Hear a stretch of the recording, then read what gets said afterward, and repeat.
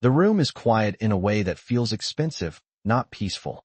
Floor-to-ceiling glass looks out over Manhattan, the city a grid of light beneath the rain. He stands with his back to her, jacket still on, rules already rehearsed in his head like clauses he has memorized by heart. This was supposed to be simple, clean, temporary. Then her voice breaks the silence, soft but steady, the kind of honesty that does not ask permission. I've never been kissed. He turns, just slightly. Not enough to face her. Enough to hear it again inside his chest.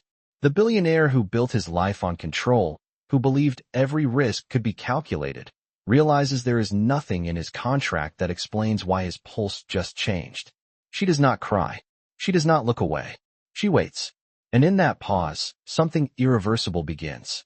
Hello everyone. Before we begin today's story, I have a small favor to ask. Please hit subscribe and turn on the notification bell so you never miss our channel's new videos. It's quick, free, and the best way to support us in bringing you more dramatic stories. Your support means the world to us. Where are you watching from?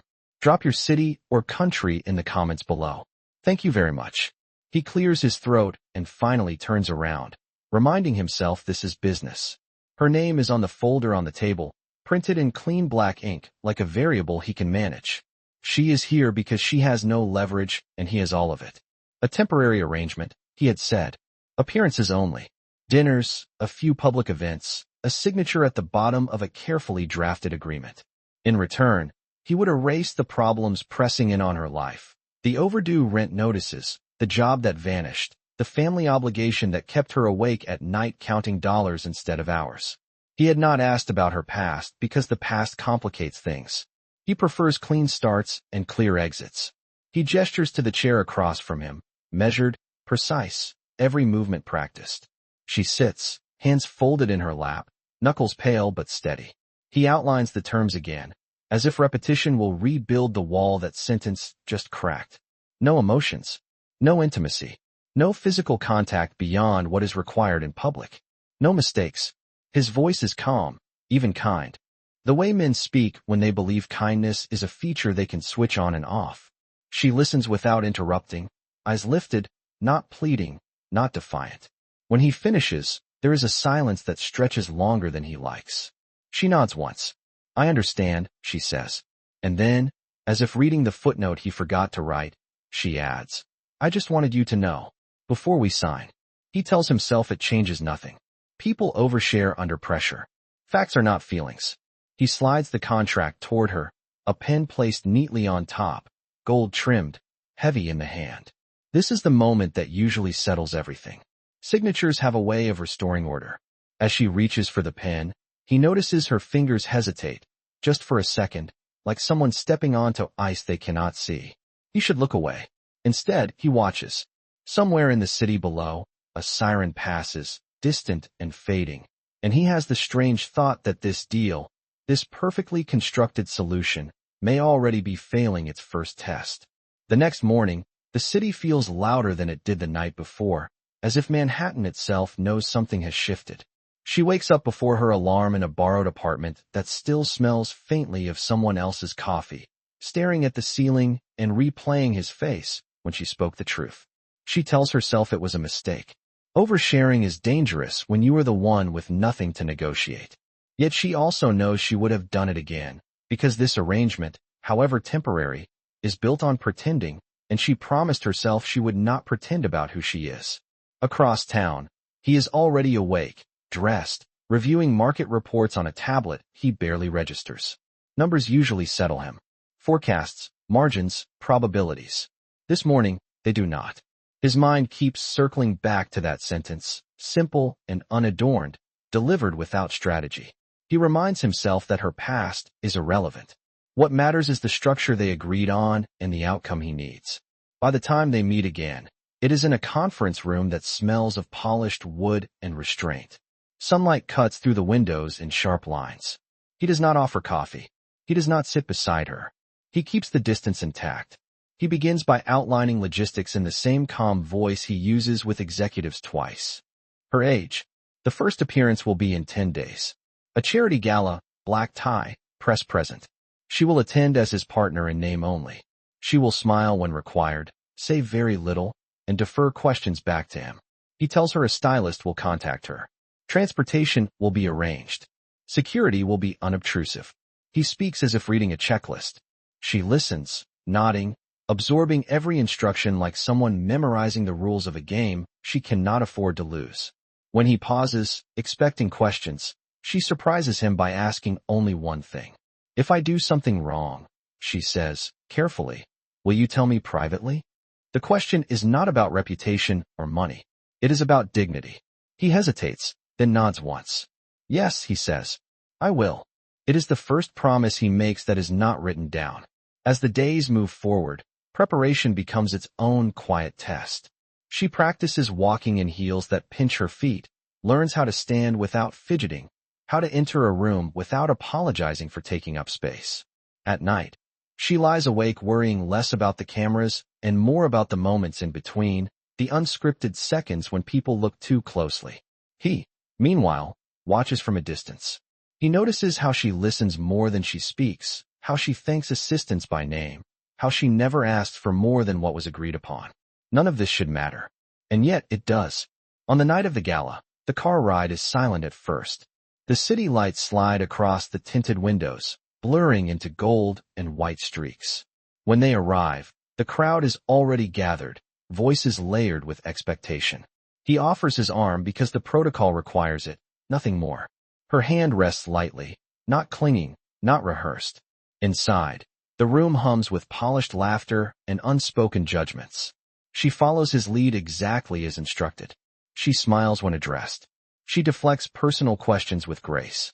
She does not overreach. Halfway through the evening, a donor corners her, asking pointed questions about how they met, eyes sharp with suspicion. Before he can intervene, she answers honestly without revealing anything that is not hers to give. "We agreed to support each other," she says simply. The donor nods, satisfied, and moves on.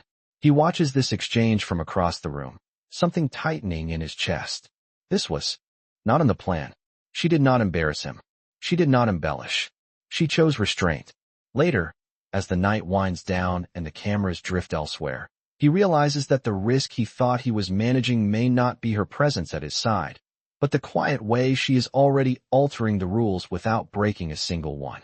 The formal signing happens 2 days later, not in a courtroom or a boardroom, but in his private office overlooking the river, a place designed to project certainty. The contract lies centered on the desk, pages aligned with precise edges, each clause numbered and unambiguous. He walks her through it slowly, not because she lacks intelligence, but because he believes clarity prevents regret. He explains the duration first, 6 months with an option to terminate early if either party believes the arrangement is no longer effective. He explains the scope next, public appearances only, no shared residence, no expectations outside scheduled commitments. Then he reaches the section he considers most important, the boundaries. No emotional entanglement, no private displays of affection, no physical intimacy of any kind. The words sound clinical when spoken aloud, like safety instructions before turbulence. She listens, eyes focused, absorbing every syllable. When he finishes, he expects hesitation or negotiation.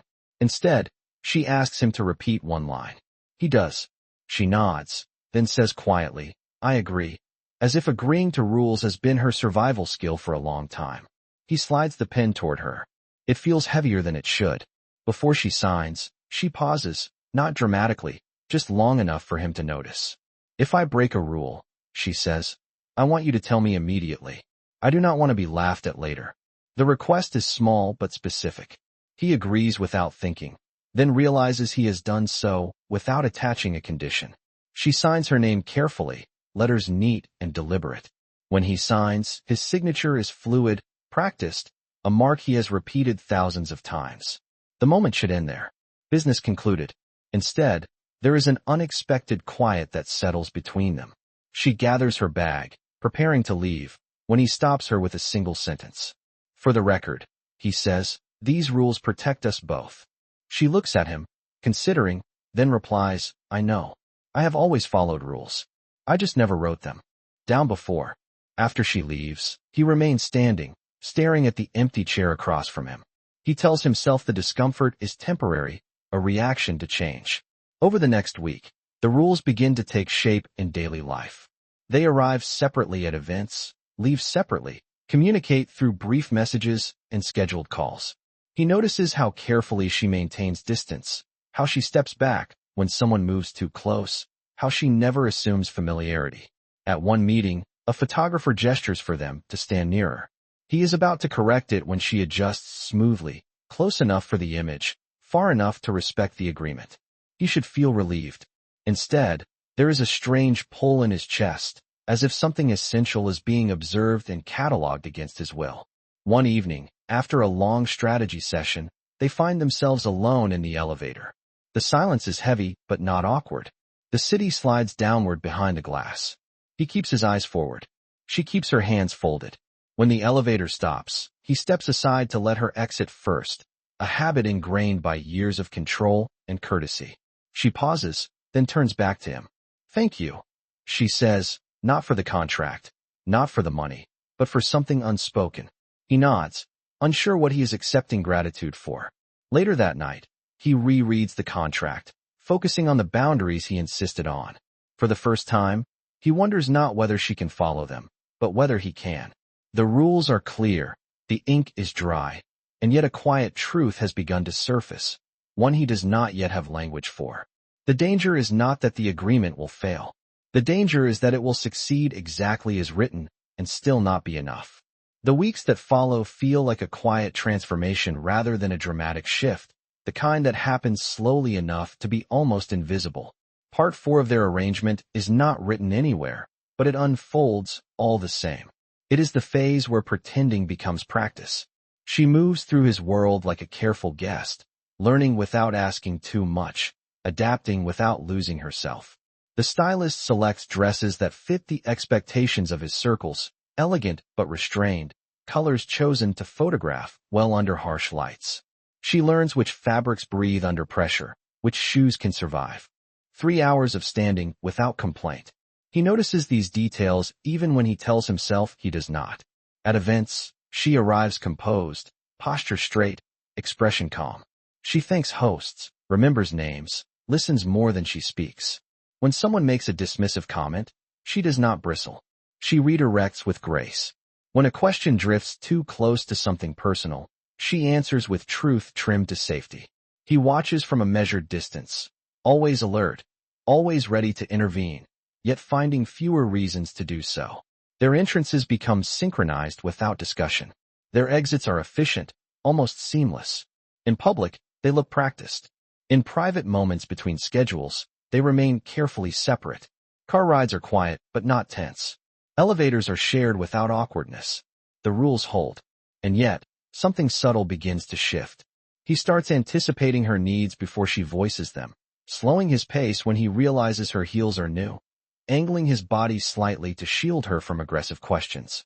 These are not violations, he tells himself. They are courtesies. She, for her part, becomes attuned to his silences. She learns when not to ask, when to wait, when a brief comment will land better than reassurance. She does not push. She does not test. That restraint, more than anything, unsettles him. One evening, during a private dinner with investors, the conversation turns sharp, opinions colliding under polite smiles. She is seated beside him, hands folded, eyes attentive. When an argument threatens to sour the table, she interjects softly, reframing a point without undermining anyone. The tension eases. Laughter follows. He meets her gaze for half a second longer than necessary, a silent acknowledgement. Later, as they walk out into the cool night air, he almost says something personal, something unscripted. Instead, he comments on the weather. She nods, understanding more than he has expressed. At home, alone, he reviews photos from the event, scrolling past images of himself he barely recognizes. Then he stops on one where she is laughing, unguarded, not looking at the camera. The image is not intimate. It is not inappropriate. And yet, it stays with him. She experiences the shift differently. For her, this phase is about learning to exist in a space where she is seen but not claimed.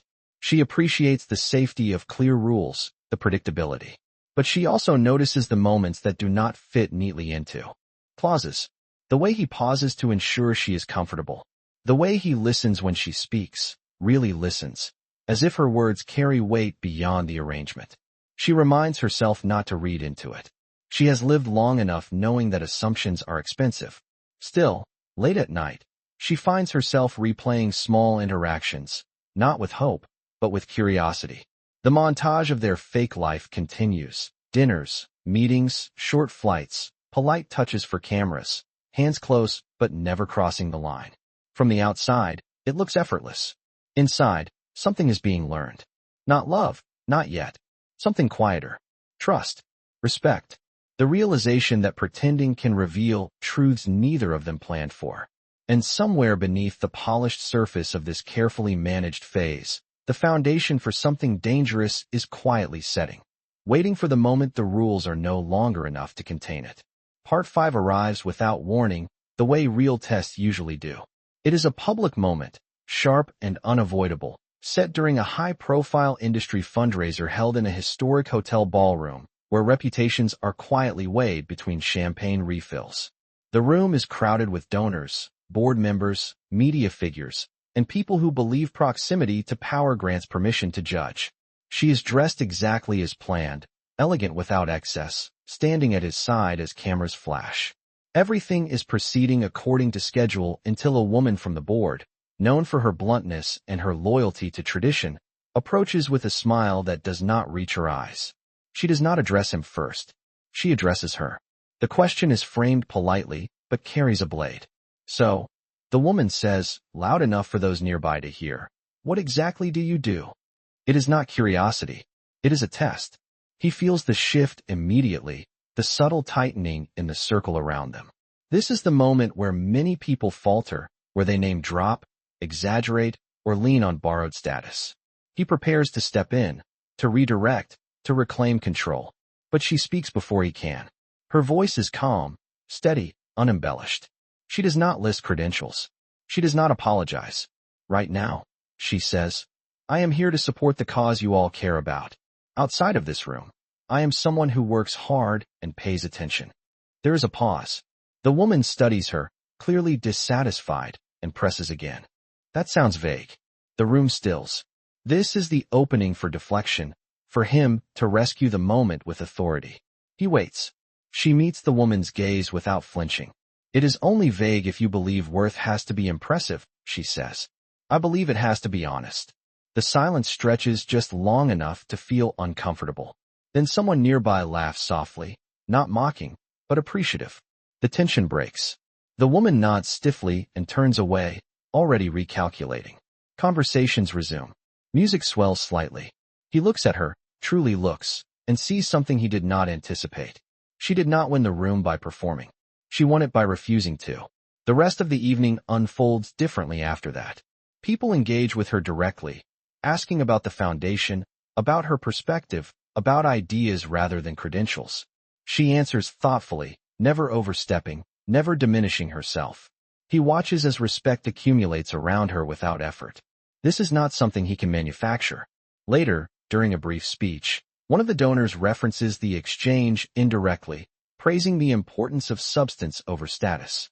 Applause follows. He feels it land in his chest like a quiet verdict. On the drive back, the city lights blur past as rain begins to fall again. Neither of them speaks at first. Finally, he breaks the silence, his voice lower than usual. You handled that well, he says. It is not praise for performance. It is acknowledgement. She turns toward him slightly, surprised. I did not want to embarrass you, she replies. He shakes his head once. You did not, he says. Then, after a moment, you did not embarrass yourself either. The words mean more than either of them admit. That night, alone, he replays the scene not with strategic interest, but with something closer to awe. She passed a test he did not design, one that no contract could anticipate. She stood in a public space where power usually dictates value and chose integrity instead. For her, the moment lingers differently. She realizes she did not feel small. She did not feel borrowed. She felt present, seen. And although the rules remain intact, something fundamental has shifted. The arrangement has survived its first true public test, not because it concealed the truth, but because it revealed a deeper one. The danger now is no longer exposure. It is attachment. and both of them sense, in the quiet after the noise, that the next phase will not be so easily controlled. Part 6 unfolds not in public, but in the quiet spaces between obligations, where rules are harder to enforce because no one is watching. It begins late one evening after a long day of meetings, when the car does not take them to an event or a hotel, but back toward the city skyline, lights softened by fog. He suggests stopping on the rooftop of one of his buildings, not as a gesture, but because he needs air. She agrees without reading into it. The rooftop is empty, wind cool against the skin, the city spread out below like a living map of choices made and unmade. They stand a careful distance apart, hands not touching, the agreement still very much alive. For a while, neither speaks. The silence is not tense. It is reflective. Finally, she breaks it, her voice quiet but certain. Tonight was different, she says. He does not deny it. You surprise people, he replies. She exhales, a small sound, then looks out over the city. I surprised myself, she admits. The words open a door she did not plan to walk through. He listens, not interrupting, not steering. She tells him, slowly, why moments like that matter to her. She talks about growing up invisible, about learning early that attention was conditional, that approval came with expectations she could never quite meet. She explains that she learned to stay small, to follow rules so tightly that no one could accuse her of wanting more than she deserved. When she pauses, he realizes he has stepped closer without noticing. He stops himself, respecting the boundary. And the rules, he asks, almost gently. She smiles, not amused, but aware. The rules kept me safe, she says. Until they did not. He understands more than he wants to. For the first time, he speaks not as the architect of the agreement, but as the man behind it. He tells her about control, about how structure became his language after chaos taught him fear. He does not mention names or specific losses, only the feeling of realizing that if he defined every boundary clearly enough, nothing could take him by surprise again. Rules make sense, he says. People do not. She nods. People are harder, she agrees. The moment stretches, fragile and unscripted. She glances at him, then away, gathering courage for something she has carried quietly. When I said I had never been kissed, she says, it was not because no one wanted to. It was because I did not want to cross a line I did not understand. He feels the weight of the confession settle between them. He does not ask questions that would turn it into spectacle. He does not minimize it. He simply listens. The wind shifts. City noise rises faintly below. He takes a breath, steadying himself. I will not cross a line you do not choose, he says. The words are simple, but they cost him something. She looks at him then, really looks, seeing not the billionaire, not the rules, but the restraint. For a moment, they stand close enough to feel the warmth of each other's presence. Close enough that the line between agreement and desire becomes thin. His instinct tells him to move forward. His discipline tells him to step back. He steps back. That choice, more than any grand gesture, lodges itself in her chest. Later, as they part for the night, there is no dramatic farewell. Just a quiet acknowledgement, a shared understanding that something meaningful has been exchanged. Alone again, he realizes the danger is no longer hypothetical. He has discovered something the rules cannot protect him from. Not temptation, but tenderness. For her, the night leaves a different mark. She realizes that being respected feels different than being protected, and that for the first time, someone has chosen her boundary over their own desire. The realization is both comforting and terrifying, because once you feel safe enough to be honest, the next thing you risk is wanting more. And both of them know, without saying it aloud, that the emotional line they have approached tonight will be far harder to step away from than any clause they signed. Part 7 arrives as the consequence they both pretended they could outrun, the moment when rules stop protecting and start accusing. It begins with a leak, quiet at first, then impossible to contain. A photo surfaces online, not intimate, not scandalous, just suggestive enough to invite speculation. An article follows, then another, framing their arrangement as calculated theater, a transaction disguised as partnership.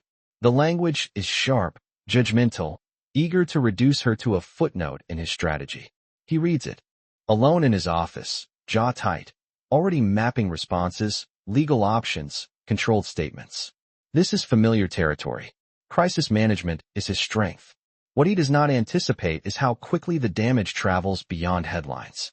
She hears about it not from him, but from a stranger who recognizes her on the street and smiles without kindness. So it is all fake, right? The woman says lightly, as if discussing a show. The word fake lands harder than any insult. That night, she does not call him. She sits in her apartment, phone face down, reading the articles again and again, not for information, but to confirm what the world has decided she is. A role, a contract, an accessory. The next morning, he reaches out, voice calm, composed. "We can address this," he says. "There are ways to control the narrative." She listens, then asks a question he cannot answer with strategy. "Do they know?" she asks. "About the contract." He hesitates. That hesitation tells her everything. She realizes the story has moved beyond public perception into something more dangerous, the erosion of her dignity. She does not raise her voice. She does not accuse. She simply says, "I need time." Before he can respond, she ends the call. The separation is not dramatic, but it is decisive. She withdraws from events. She cancels appearances. She returns the clothes, the access passes, the borrowed sense of belonging. She leaves a note with the contract, and signed termination clause highlighted. "I agreed to protect your image," she writes. "Not to lose mine."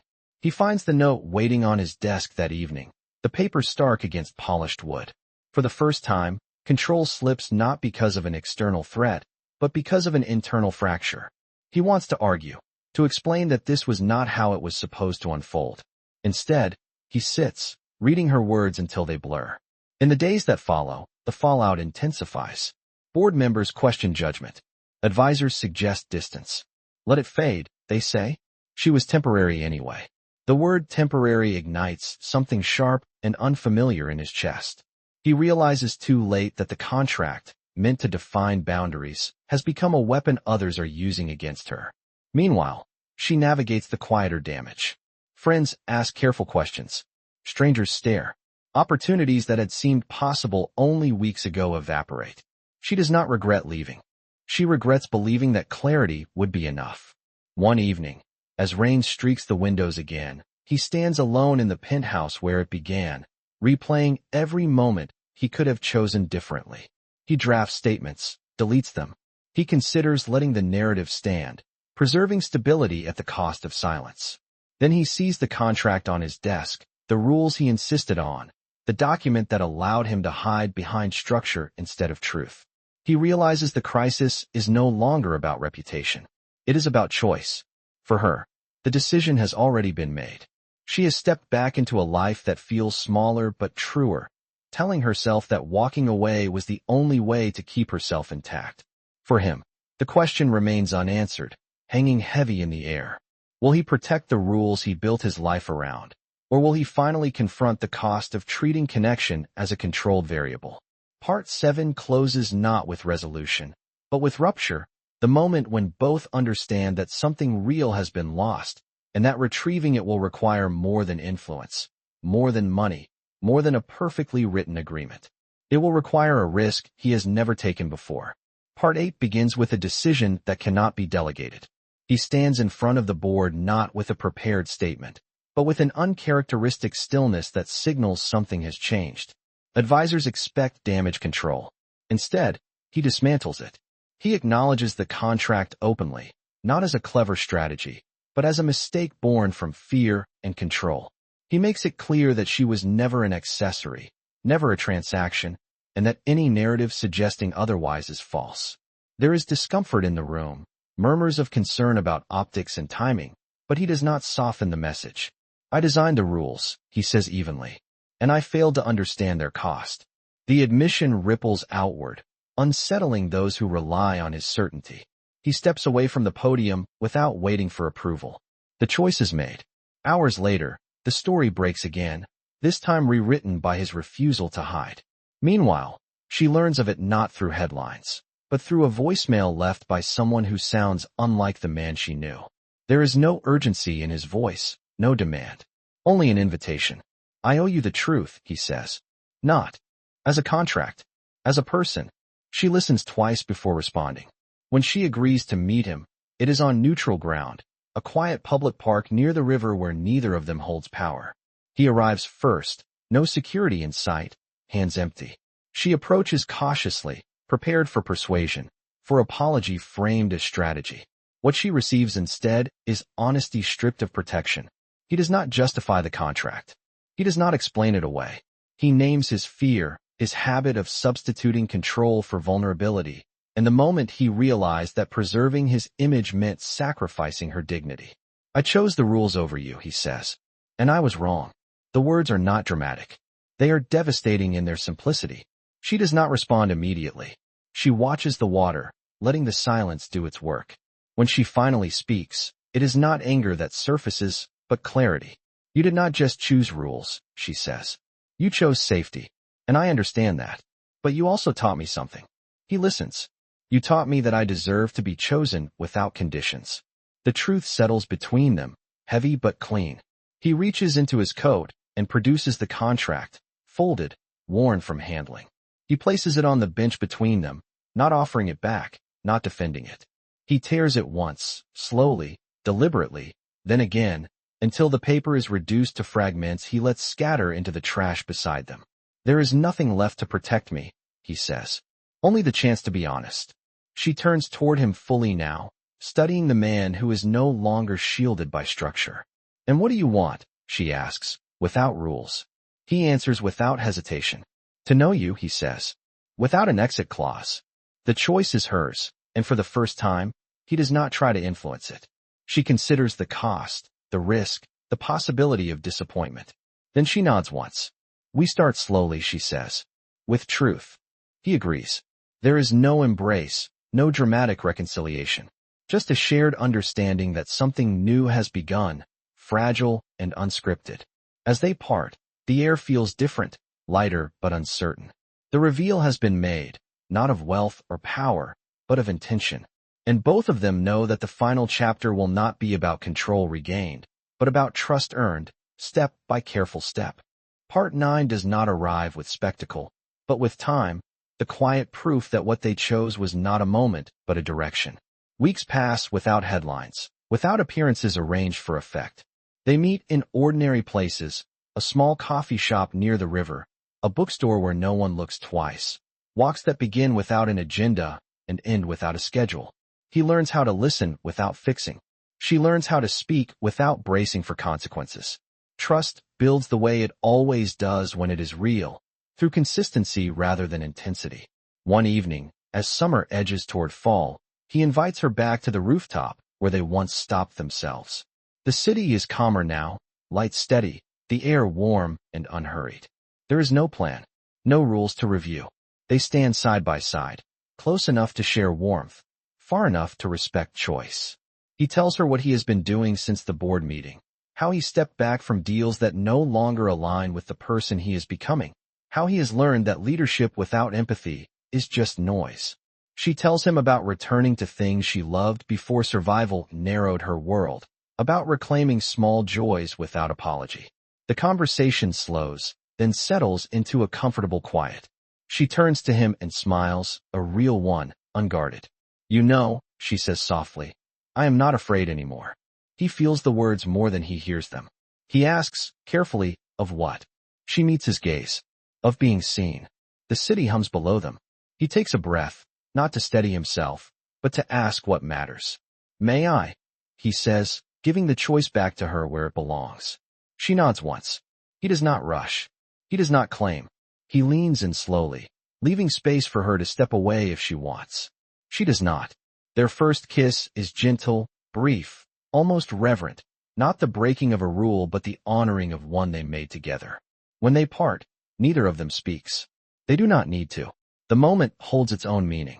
In the days that follow, the world continues as it always does, unpredictable and imperfect. There are challenges, misunderstandings, moments of doubt. But there is also laughter, shared mornings, and the steady assurance that what they are building is chosen daily, not enforced.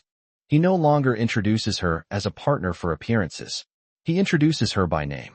She no longer wonders where she fits. She knows. Months later, at a small gallery opening supporting local artists, he stands beside her without cameras or speeches. A simple ring rests in his pocket, not extravagant, not symbolic of ownership, but of intention. He waits until they are alone, until the night feels right. I do not have rules to offer you, he says. Only a promise to choose you, honestly, every day. She takes his hand, feeling the truth in it. That is all I ever wanted, she replies. The story that began with a contract ends with a commitment that needs no signature. And somewhere between the first boundary and the final choice, the billionaire who made the rules learned that love is not something you control. It is something you allow. She once said she had never been kissed. Now she knows that the right moment is not found by following rules, but by trusting yourself enough to let them go. And together, they step forward, not into certainty, but into something far better, a future defined not by fear, but by freedom.